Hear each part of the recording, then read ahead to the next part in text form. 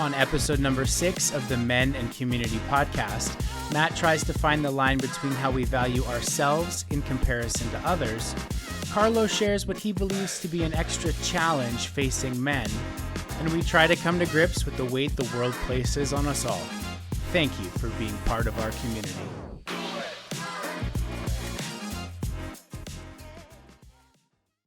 All right. Hello, everybody. Welcome. This is episode 6 of the MAC podcast, Men and Community. Matt and Carlo, we're so happy to be here with you for another episode. Carlo, how are you doing today?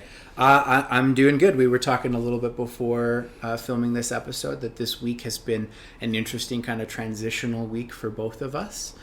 So we're coming into this episode not excited to do it, but at a kind of a cool, kind of calm, collected vibe is the energy that's in the room right now, I think. So I was trying to count the knots. I'm not sure how many knots. Hey, as long as it was an odd or even number, you know I got it right.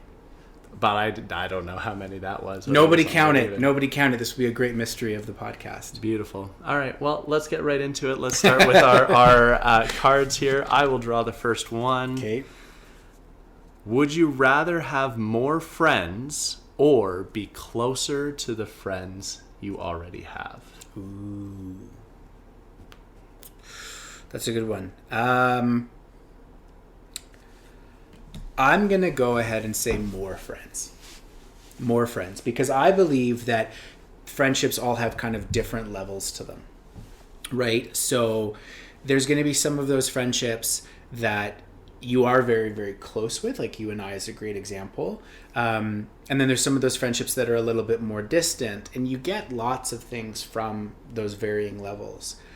But often we get kind of settled into the friendships that we do have, and we don't go out exploring those new ones. Yeah. And I think that sometimes that can leave you needing or wanting more than you are getting. Right? So sometimes you might meet a new person and then just instantly click with them. And that's amazing because it just opens up a whole new world for you. So I would say more friends so that I could continue to find those ones that I can get really close to and that we can, grow in some really cool and intriguing ways that I'm not already exposed to. Yeah, I completely agree. I would say the same. I think more friends. For one thing, I'm very, very blessed to have yourself and a cohort of very, very close friends. And I'm thinking about it like, I don't know how we could be closer. Sure. It's going to take us down a whole different path. Anyway, suffice to say, I just don't know how we could be much closer. This really tight cohort that I'm really, really blessed to have. And so to me, for the same reasons that you said, it would be valuable to have more friends. Also, I'm just such a firm believer that the more people you can introduce into your life, the more perspectives and ideas. And, when we talk about the lenses through which we see the world, we only understand more by introducing more perspectives, more ways of seeing and thinking and knowing. And more people is the easiest way to achieve that.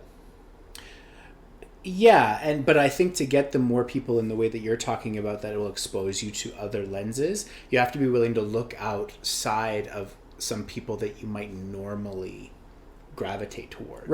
Right? Because I know a lot of people that have friends that they all agree on the same political issues, they all agree on the same lifestyle, they all agree on this. So it's cool, and I'm glad that you have those friends and you need those kind of friends, but also that's not really exposing you to new. Yeah. So I get that everybody's on different stages of their lives and sometimes you don't want to be exposed to that new, but I don't think you can truly grow if you're not. So totally I think that's a great point, but you got to be willing to open up to that as well. Totally agree. Right? Cool. All right. My card. Is it going to be something weird this week? Oh. Have you ever drunk dialed someone? Well, it's really funny because I drunk dialed you this past weekend.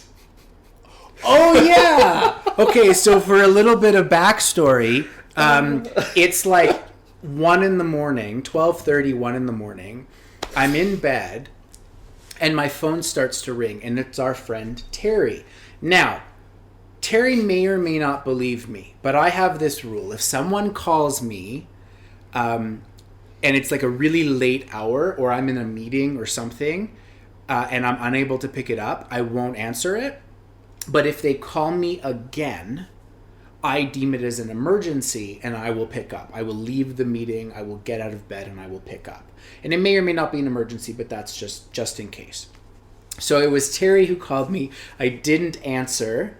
And then I phoned because Terry and I were having a bet of whether or not you would pick up the phone and for which one of us. And so, you picking up my phone call was just very insulting to Terry and validating to me, and not having realized that this rule of yours was in place, which very sensible, and I will not take advantage of it again, I promise. So yeah, that was the last time I drunk dialed, and it was a week ago today. Okay, well, congratulations.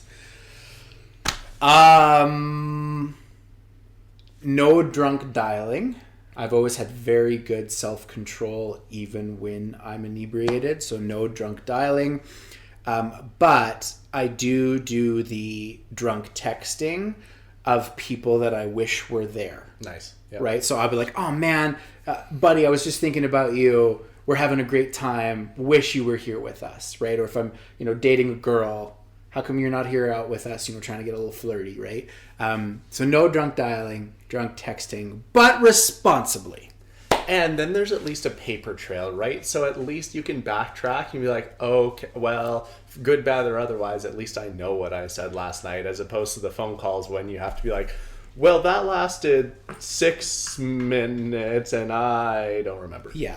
And the fun thing I think about the texting is that you can see how you devolved over the night, and your grammar and your spelling got worse and worse. Yeah, it's beautiful. Until eventually the night ends with, I have no idea what you said.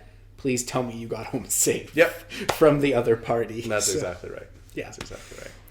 All right. Well, with that, let's launch in. So, in episodes 4 and 5, we talked a lot about how we show up in communities, right? We talked about how much we can contribute, and we used the word value a lot. Yep. We used a lot of the word value a lot to talk about how we show up in the communities we're already a part of. In episode 5, we talked about how we bring value to new communities, or how we can ingratiate ourselves, embed ourselves into new communities that we may be joining, be a part of. And, we got to talking afterwards, and I think that, at least for us, and I think this is probably true of a lot of men, we define or identify ourselves so much on the value that we are able to bring, whether it's to our families or our workplaces. We very much, so much of who we are is rooted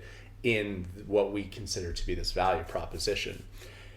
So as we were kind of reflecting on the last 2 episodes, it really occurred to us, this is a big challenge that we face. How do we balance how we identify ourselves as human beings versus identifying ourselves through the value that we're expected, committed, obligated to bring to the world around us? Yeah, and I'm going to add another layer to that. And again, prefacing this with the idea that this is the Men and Community podcast, and it is from the lens of men.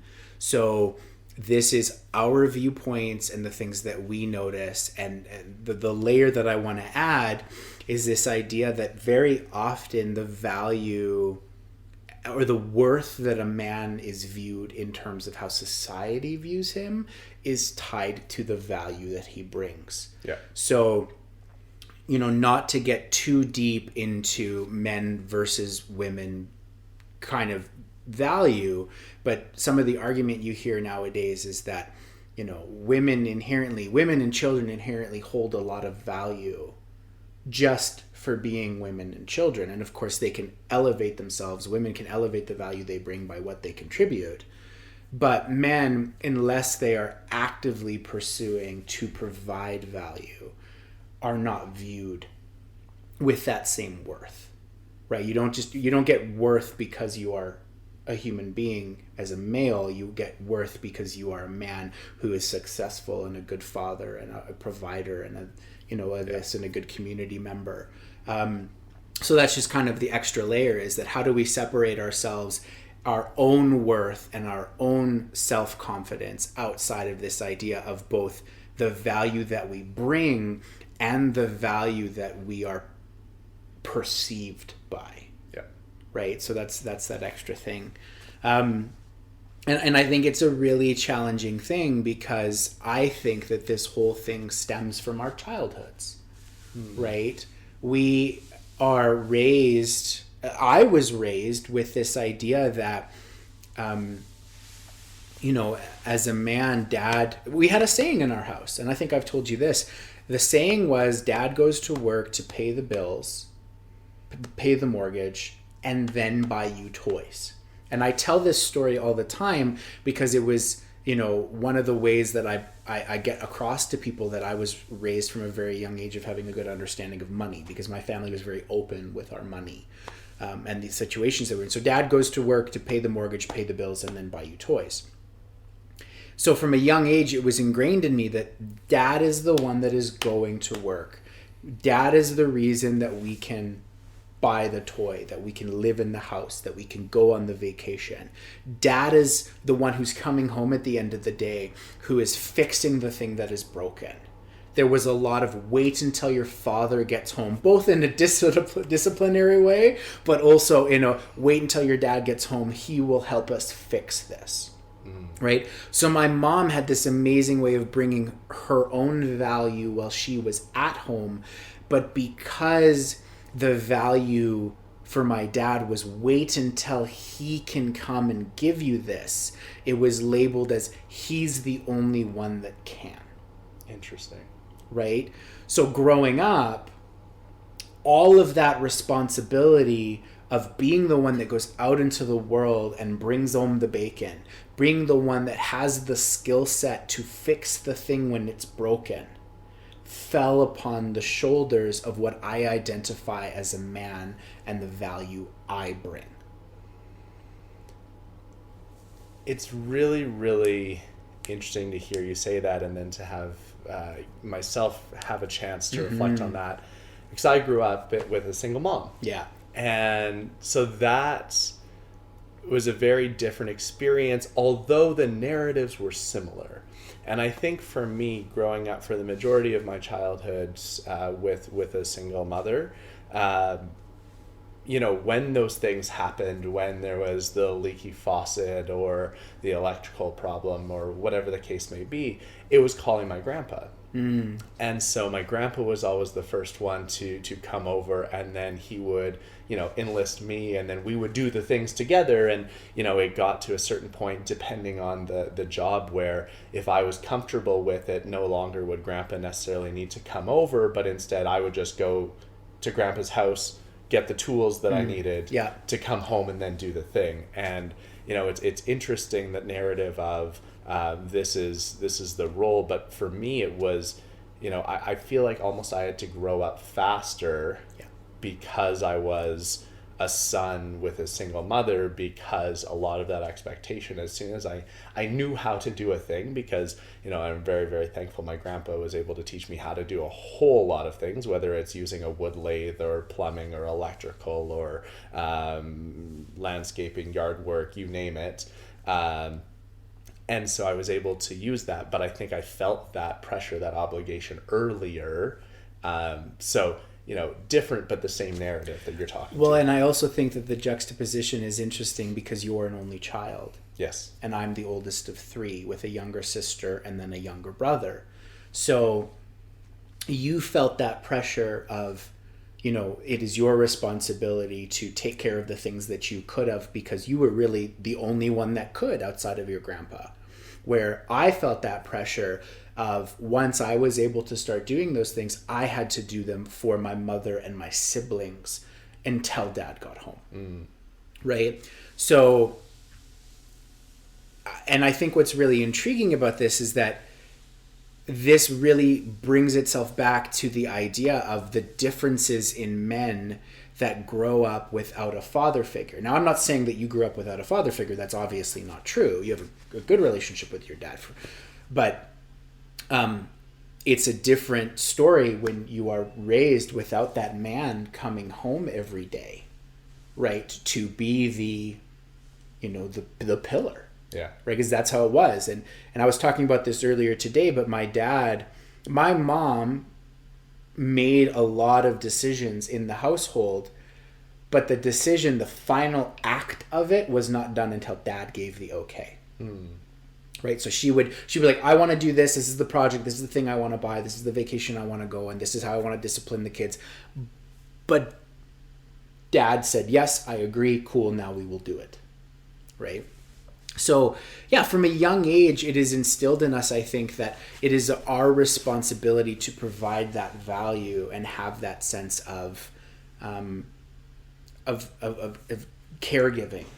That is how men are supposed to give caregiving. Now, the interesting thing to me is this idea that millennials as a whole, a lot of that skill set is not there anymore, right? So you hear a lot about it and I think this is one of the big reasons for the rise of YouTube and a lot of like DIY how to do style videos, is that I'm lucky enough that I spent time with my father and you spent time with your grandfather learning how to do those things. Yeah. But a lot of millennial men didn't. So they have to call the plumber. They have to take the car to the mechanic because they don't know how to do them, either because they were never taught or they didn't have that father figure or even the mother figure to teach them how to do those things. So it is inherently perceived that their value is lesser because they are unable to take care of those things. And I remember I was dating a girl at one point, and she was having problems with her car, and the problems that she was having were so drastic that I didn't know how to fix them. So I said to her, take your car to my dad. Well, our relationship was kind of coming to an end at that point. And I remember for months after, every time I heard from our friends about, what was the reason our relationship came to an end, one of the big reasons was that I was unable to fix her car. Wow. Right? Now, I'm sorry that 18-year-old Carlo didn't know how to fix a blown head gasket. Do I know how to do that now? Maybe. In my car, sure, but not, in the car that Not she drove, universally. right? Yeah. So, but it was that my value diminished because I could not help her solve this problem, right? So kind of swinging back around, like these are a lot of reasons that our value to us as men is so crucial in how we think about ourselves. Because you better believe the first time I heard that diminished my own self-worth in my eyes. Like, yeah, I should have been able to do that for her, and I didn't know how. Yeah. Right? Yeah, it's strange how in that way, that story that you're telling, and I've heard that from other friends, similar stories.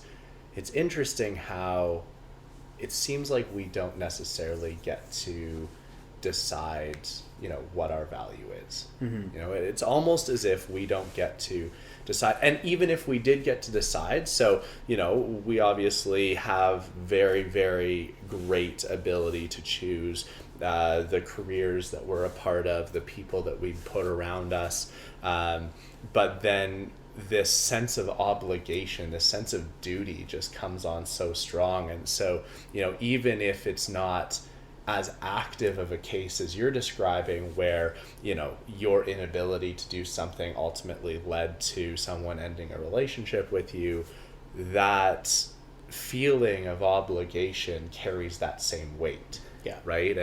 And I'll never forget this quote that you told me, and I don't remember where you got it from. I don't think it's one of your quotes, and if it is, then feel free to take credit. But I remember you're the one telling me this, and it's stuck with me for years now. And the quote goes something like, I carry all this weight, I carry all this burden because I know that I have the shoulders wide enough to carry it. And that sticks with me every time that I'm going through something hard, I'm trying to do something difficult. And it's not just because, I think on some level we're projecting what other people expect of us. Yeah. Because we're now self-imposing the obligations that we feel, the weight that we feel.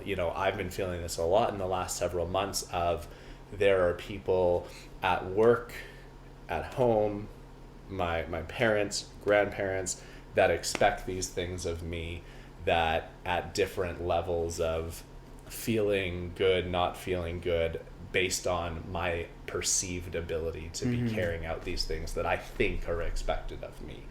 And that places huge, huge pressure on me. And ultimately, which is where we want to get to chatting about here in a few minutes, is like what determines how well I'm feeling. It has such a bearing on my mental health from minute to minute, hour to hour, day to day, week to week, is do I feel like I am living up to all of the weight that I've self-imposed on my own shoulders? Yeah. Yes. And again, I guess one thing I want to swing back around to is this idea that, again, we're talking from this male lens, but the female lens could be very similar, right? So, this is diminished, and this is so interesting to me because this is diminished on the female side, I think, a little bit, because, you're familiar with the concept of blue jobs and pink jobs. Sure. Right? So the blue job is to mow the lawn, where the pink job is to cook dinner.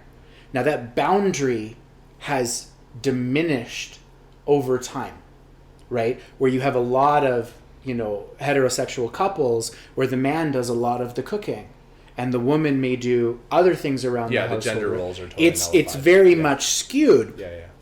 But I don't really know, like in my mind, if a girl cannot cook, that doesn't diminish her value to me in any way, because I can. Right? So, maybe a topic for another episode from a female lens would be, what is something that if a man can't do, but you can, does that still diminish their value? See, that's interesting though, but okay, now flip that the other way. If you were to say that you were in a relationship with somebody who was, I'm trying to pick something that you're not great at and nothing's coming to mind. Just say you weren't a good cook, okay? Say you weren't a good cook and you were in a relationship with someone who is an incredibly talented person. See, the inverse of what you're suggesting in your argument is that you would say, okay, no problem. I'm not a good cook because my partner is. But we wouldn't do that. We would never be content or comfortable with that, or at least we wouldn't. I don't know. Surely there are men that would, I suppose. But just how we're built, how we're wired, we would never be content knowing that could just be separate. No, we would then say, "Cool, teach me what you know." Sure. Because that is our personality. No, not everybody's like that. But yes, no, I agree with what you're saying. I again, topic for another episode. Yeah. But I think that's a super cool dynamic to explore. And I think what we're starting to realize, and it took us 5.5 episodes and a quarter, 0.5, to get here. But I think we're starting to realize that, and the reason why we came here to do this podcast is it's taking us down so many different, the roots are splitting so many different directions, and there's so many different offshoots of where we can go with this conversation. Yeah. I think what we want to do today is really hone in on the impact that this has when you feel that pressure. Yes. Yeah. Because I think that when we feel the weight of these obligations, it can have a really, really damaging impact on us, on our mental health, and it can ultimately then, the sad irony of it ultimately affects how we show up for everyone else, for everybody else. And so, I guess maybe I'll put it to you first. How do you find that most manifest itself? Like, how does it show up for you when Sure. you're feeling the weight of that pressure, you're not feeling like yourself? What do those symptoms feel like for you? So this is something that I have actually had to work on a lot over the last year. It when the pressure all starts to build up and I don't feel like I'm living up to it, it makes me feel exhausted. Okay? It's this moment of this feeling of, if I don't do it, it will not get done. And if I don't do it right, it will not be done properly. And it becomes exhausting to the point that it saps my want and drive to do anything else other than the responsibility that is weighing on my shoulder. So I don't do anything that I find value in because I am doing the things that others find value in. Right? And it's this, it makes me dread life. It makes me feel like I'm spinning my wheels, never moving forward. And it makes me feel like I am not living up to the expectation. Right? So not only does it make me tired, not only does it make me not do the things that I need to do for my own well-being, but it also makes me feel lesser than. Right? That's how it manifests for me. Right? So would you say that's the same way it manifests for you, or is it a different feeling? Similar. I think for me, at least recently, and this is relatively new in the last 3 years for me, I think. I say 3 years because, well, maybe 4 years. It's really tied to when I was doing my master's, and this was really when I experienced this for the first time. I've started having anxiety attacks, which is something that was very, very, very different to me. And I remember the first time I had one, I was in a dorm room in residence at the university I was doing my master's at. And I didn't know what this feeling was, but it was just this wild sense of this overwhelming wave washed over me. It was like a combination of fear and anger and a whole bunch of other things that, because of this sense about me, I couldn't explain.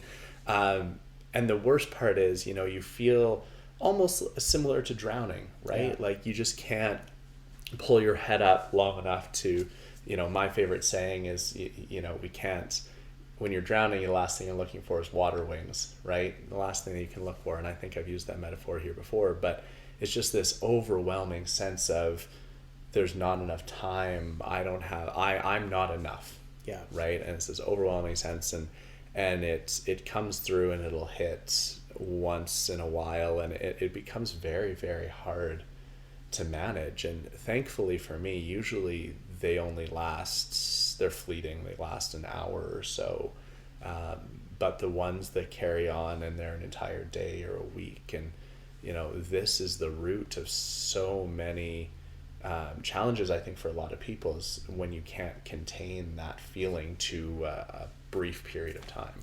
And then to add almost insult to injury with that, I remember the first time I made a logical connection that I was having an anxiety attack, I felt ashamed that I was having that. Yeah. Because it's like, our whole lives we are raised in this idea that, like, boys don't cry, we don't let things affect us, we are masters of our emotion.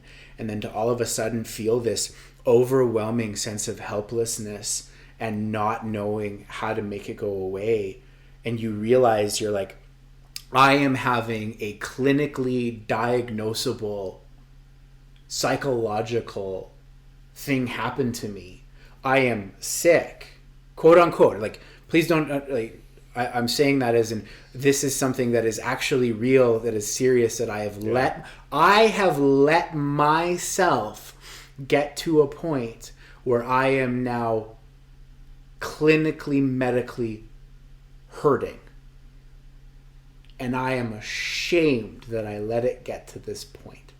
And then to one up it that even further, the cherry on top of the whipped cream, if you will, then you realize, or at least when I experience this, I then realize, oh shit, how much could I have been getting done to make myself feel better if I wasn't feeling the way I am now? So now, me feeling this way about all the things I need to do is actually wasting my own time. Yeah. And I'm making it worse for myself because now I'm ruining my own productivity time.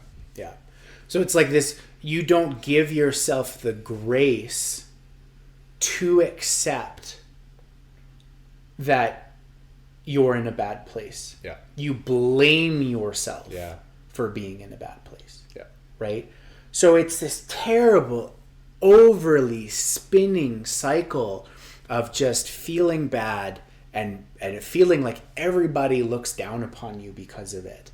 And it's and mental health issues are not something that you should ever be criticized for. No. Right? But you criticize yourself because of it, because you don't feel like you're living up to this responsibility. So it manifests itself in this horrible, horrible way. Now, I had said that this is something that I had a lot of work on over the last year, and longer than that. It's been a lifelong thing for me. But over the last year is where I think I've made kind of these strides in the right direction. And it was this point, I was talking to a friend of mine the other day, and he says, you know, one of the things that I think you've done such a great you've grown so much over the last 6 months is I've seen you start to tell people no. And you know, I wouldn't necessarily call myself a people pleaser, but I am the kind of person that if it is within my ability to help you, I want to help you. I'm a giving personality. But it was to the point that I was doing so much on top of my own responsibilities that it was becoming detrimental to myself. And I had to take that point and I had to start saying no. And it came back to that value proposition of, by me being of assistance to you, I'm giving you value, but what am I getting in return from it? Right? So sometimes doing something for somebody gives you, you know, value in the way that you just felt good helping them that way. But if that person comes to you over and over again, and they don't come back at any point and offer that value back to you, it gets harder and harder to justify doing those things. Yeah. So I started to say, no, I can't do this for you. I've done it enough times. I've shown you how to do it. You can do it. Yeah. Right? And by doing that, I started to be able to really kind of reclaim my energy. And this goes back to something that I've talked about a couple times on the podcast and a lot in my personal content.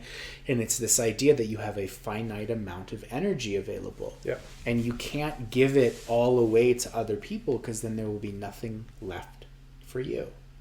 Right? So that to me, that saying no and staying true to being of service to myself and the people that return that energy from time to time really helped reduce a lot of that manifestation of not, you know, of creating that separation between, you know, what I felt the world expected of me and what I expected of myself. Yeah. And really what you're talking about, it's a type of fatigue. Yeah. Right. And you see this a lot in what I would call people helping professions, mm-hmm. things like teaching and nursing. You experience just this repetitive, you know, you think of it as secondary trauma, right? You're taking on so much of other people's weight that eventually you get to the point where you can't handle it anymore, and you have to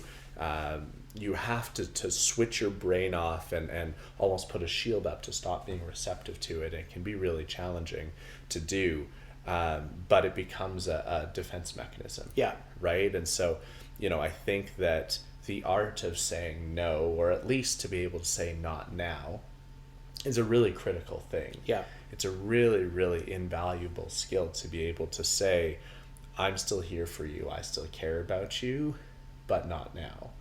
And so I think that, you know, saying not now or saying no is one strategy. I think that, you know, we're both kind of mindful of where we are timing wise with our episode here. And so the second thing that you said that was really, really beautiful, which I use a lot to try to bring myself out of a funk, is to support someone else and show some act of kindness Yeah. to somebody else. So be of service, be giving. What's another strategy that you use to bring yourself out of a funk when you're feeling like this? And I use the word funk. I should preface that. It's very callous of me to use that word. As you said, you know, mental health is not something that should be trivialized or downplayed. Yeah. But when you feel like you are able to support yourself through periods of reduced mental wellness, what are other strategies that you've used to support yourself? I learned to, well, so there's two big ones. One, I learned to give myself grace. Right? On those days that I wasn't feeling up to it, I was feeling the pressure. I was, you know, just having a hard time. I learned to step back and say, it's okay if I don't get it done today. It's okay if I don't call that person back.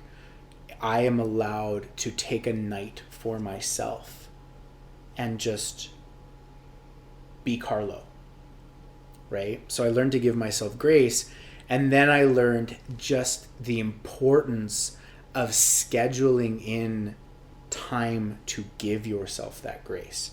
And I call it a me night. So every Friday, after a week of work and a week of all the challenges and all the ambitions, every Friday I come home and I make that night about me.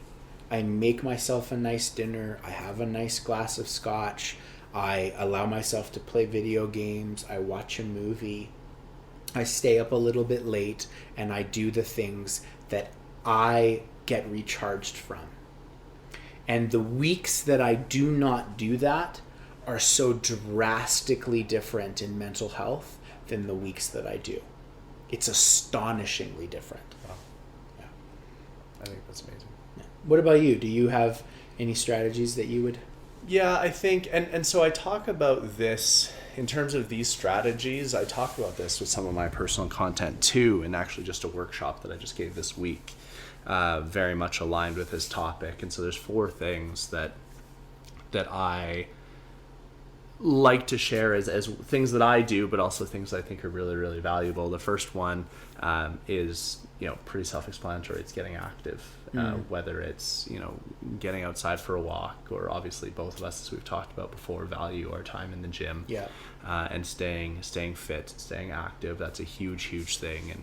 And so, you know, even if it's just getting outside and going for a walk around the block, the amount of levity that can bring to my day is huge. The second is looking for an outlet to be creative. Yeah. You know, this, as much as it's a labor of love for both of us, the podcast that we've been working on together, this is a creative outlet for me. And this is something that, you know, again, it makes me feel so much better, getting to apply myself in creative ways. It allows me to be here in this moment, being here and present, right? And that act of being in the moment can create such a feeling of control, as opposed to worrying about what's happening in an hour, in a day, in a week. The third is getting connected to other people, right? All of us have these people in our worlds, in our networks, that we can call on. You know, we talked about the different purposes our communities serve. Whether it's just the fun recharge group, or whether it's the growth group, whatever that is, but like connecting to those people.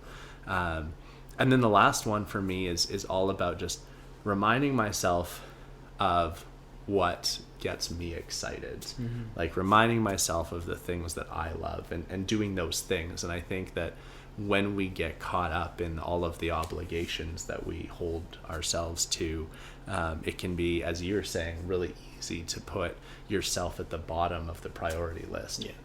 And, you know, for me, I love getting to just sit down and watch a basketball game, or to go and throw a football around in the park, or go have a nice drink with a friend at a cool cocktail bar, right? And it's just making sure that amidst all of the other things that are busy and expected of us, to like take time to remind yourself of what makes you you, I think is so important. So, you know, those are kind of the 4 things that for me are so important. Yeah. I would totally agree. All of those things are almost essential, right? And what's cool is that you go down this journey of understanding the requirements to have good mental health, and you start to realize that those are all active pursuits. Yeah. Right? Like once you step into this idea that you want to actively have good mental health, you start to find time in your day to do those things, to do the things that are going to allow you to stay centered and feel good on a day-to-day basis. So I guess that's another part of this, is that you need to make the active decision that you want to be mentally healthy, so that you can actively try to do the things that you need to do, right? And I think that I agree. I think it's also important for us to contextualize that some people, depending on your state of mental wellness, aren't able to consciously make that decision. For sure. And so, you know, we are lucky enough that in spite of going through some serious things in our life to certain degrees, that by and large we are healthy, we are well. And so by no means do we want to diminish the experiences of anybody who's going through some significant mental health challenges. And just one more time, we've done it in previous episodes, but if you're, you know, there are resources around you, and if you need the support of professional resources to support your mental health, they're out there. And as much as we're here to support all of you, and you know, that is not our expertise. Neither of us have that clinical experience. So, you know, these are very much strategies for when you are feeling not like yourself, not feeling well. But if these strategies aren't working, then you need to look into other resources. Yeah.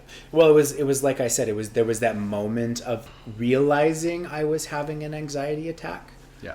But those moments of anxiety attack happened many times prior to that realization. Yeah. Right? So, you know, you hopefully will one day reach a point that you can become actively aware of your mental health, but many people have not hit that point yet. Yeah. So yeah, always be aware that there's people out there and there's services out there that can help you.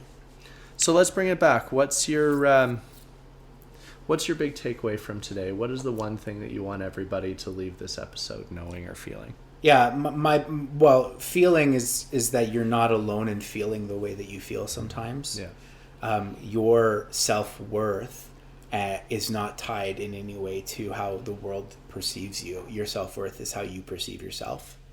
And the big takeaway, the big action step I want people to have is that find the thing that recharges you, that gives you a sense of worth and value, and schedule the time for yourself to do it.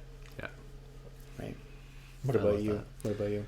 Yeah, I think for me, it's all of us included, need to get better at understanding the difference between what people expect of us and what we think others expect of us, and therefore expect of ourselves. And this is something that I know I can be better at, because I put more pressure than I need to on myself to accomplish certain things. And so I would love for everyone to be able to better separate those things for you, and understand what are things that you're imposing on yourself that might be preventing you from scheduling the time for your own wellness. Because you need to take that time, and if you're somebody that enjoys a cocktail now and again, maybe find someone fun to drunk dial, or you know, you have that second cocktail and go make a friend that you didn't have yesterday, and just to bring it back. But that's what I would say. All right. I think we're going to bring this episode to a conclusion. Of course, this is another topic that we could endlessly talk about and unpack, and we will in future episodes, I'm sure. But in the interest of time, I think we're going to bring it to an end here. And as per usual, we're going to end it with the things that we value in each other and appreciate in each other. And for me today, what I value is that when I walked in your house, you stopped, you put everything down, and you gave me a big hug. And the hug was of great value to me, but it's the fact that you value me and our friendship enough to express that in such a wholehearted, genuine way. Like it's not a half side hug, it's a full hug, and hey, I'm so happy to see you, I missed you, it's been too long. So I appreciate that connection that we have, and I appreciate that you understand how important portraying that is to me in the relationships you hold. Thank you.